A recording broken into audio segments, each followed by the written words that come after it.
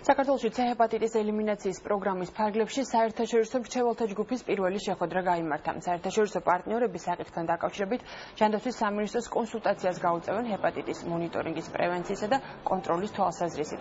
საერთაშორისო მრჩეველთა ჯგუფმა განიხილა C ჰეპატიტის მხრივ საქართველოში არსებული მდგომარეობაც. პირველი ეტაპი ცალსახად შეფასდა წარმატებულად, მეორე ეტაპი მალევე დაიწყება, თუმცა ხაზი მინდა გაუსვა, რომ მკურნალობა უწყვეტად მიდის, ანუ მეორე ეტაპის დალოდების არანაირი საჭიროება არ არის, პაციენტების მკურნალობა მიმდინარეობს უწყვეტად და ძალიან კარგი არაჩვეულებრივი შედეგებით.